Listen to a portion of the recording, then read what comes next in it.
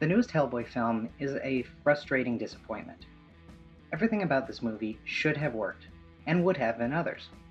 Tonally, it's like a mystical Deadpool, urban foul-mouthed fantasy that is very self-aware, a point made heavy-handedly by the film when, following the now series regular flashback intro, Hellboy smashes a smartphone with the hand of doom, following a joke about subtlety.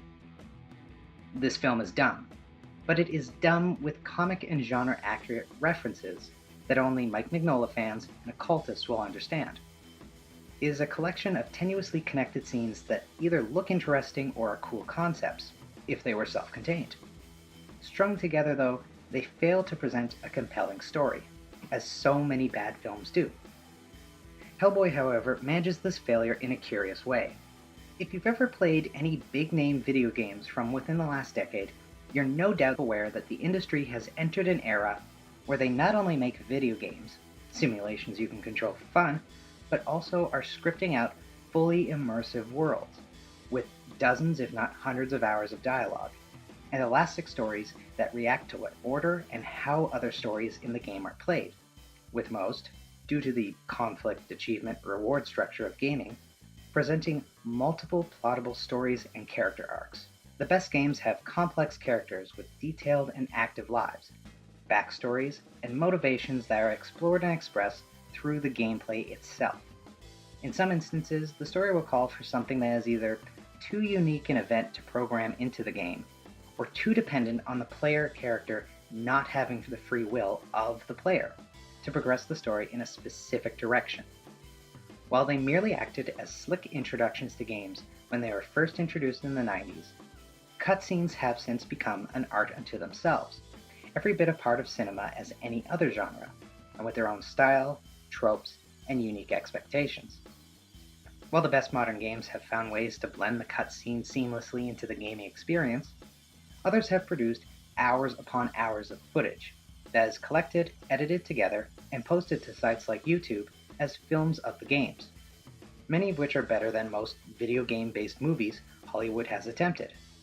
While some are so well designed and written they become unofficial entries into films and episodes of various properties, such as the lost episode of Futurama spaced throughout its PS2 game, others require some additional gameplay footage shot by the poster, getting the character from one cutscene to another without disrupting the story flow. This can lead to tedious blocks between scenes, in which the audience sits through the player grinding through enemy waves, simply because during the gameplay itself, either the location changes, a character is introduced, or a minor boss fight removes a conflict. Without these tedious blocks, the cutscenes, when edited together, would make a slightly coherent but choppy mess, where the reason behind a scene doesn't factor into the scene itself, because the reason was in the gameplay section. That is Hellboy. It is a spliced-together movie from the cutscenes of a video game that doesn't exist. For instance, the opening segment from Hellboy makes a lot more sense if it was the framing device for a player tutorial. Spoilers for literally just the first 5 minutes of the film. So Hellboy is in Tijuana, looking for a BRPD agent, Ruiz, who went missing on a vampire case. So far, cool idea. I am here for Mexican vampires. But then we arrive at a Lucha Libre show, the search having taken all of never, because Ruiz is now a bat-themed blue and green sequenced luchador, who's in the middle of a ring, pointing and shouting at Hellboy. When asked what happened, Ruiz replies that he has been training to kill Hellboy, and then they fight.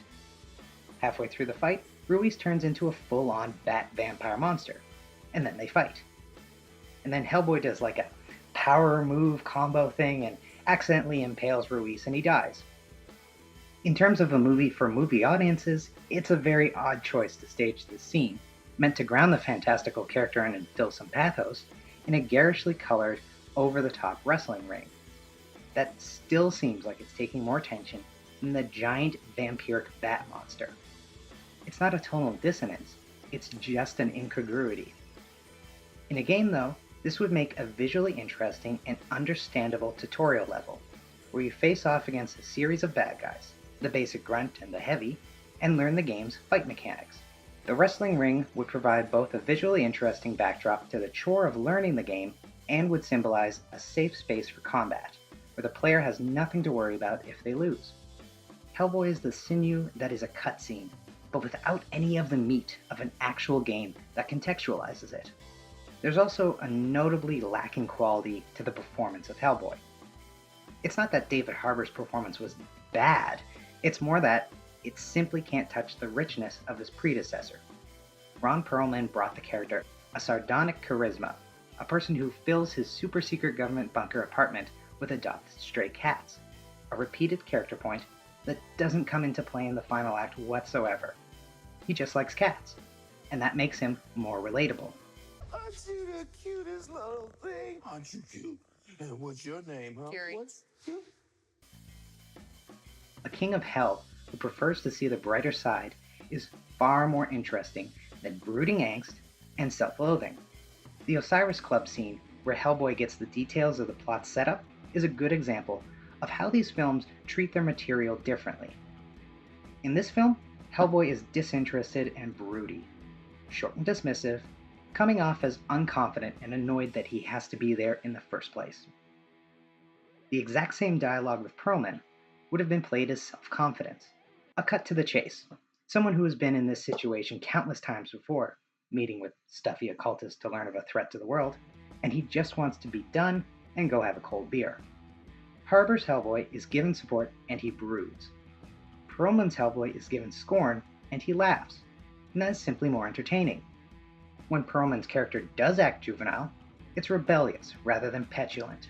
Another factor for why it just doesn't work is what it chooses to adapt. For his first film, Del Toro adapted various characters, developments, and situations from the earliest Hellboy comics, where these elements were introduced. And in his second, he expanded on that world of stylized religion with a world of stylized fantasy. The new film, however, adapts elements from later Hellboy stories, such as The Wild Hunt, which are fantastic stories, and in many cases the film is an accurate, if TV-looking recreation of them. But they're too far down the path of Hellboy's personal story, too much of which is supposed to have occurred off-screen, but doesn't in this film's version. Instead of a story about introducing a confident character, this instead is a story of a veteran with a snarky adolescent attitude. All of which wouldn't be as much of a problem if the film wasn't so flat in what it does deliver. Yes, everything is there, and well recreated, but there's no craft to this film, and certainly nothing that touches on the originality of Mignola's work. It's one thing to put out something like this for a property that hasn't gotten a previous treatment and is unfamiliar, but the previous two films were by Guillermo freaking del Toro, so any follow-up or reboot will have to be very extra, in whatever manner it chooses to be. As mentioned before, in some instances such as the flashback to Hellboy's summoning, the film is very comic accurate. But that accuracy just feels like a WB superhero show, because it has no cinematic flavor or style. Whereas Del Toro completely reinvented characters in the very same scene, and in doing so created the definitive versions of them. This film doesn't seem to make a decision about anything, let alone in comparison to Del Toro, and comes off more boring and disinterested than it probably actually is. The movie that we do get could have worked if they had just strung in some lines acknowledging the previous films, giving excuses for Liz and Abe, and avoiding using Trevor Broom. It wouldn't have been the perfect third film, but it could have worked. And Hellboy's choices to ignore his destiny in both films being accurate portrayals. I would be interested to know what someone who is not familiar with the previous film thought of it, because while I doubt they'll think it was great, they may think it was more enjoyable.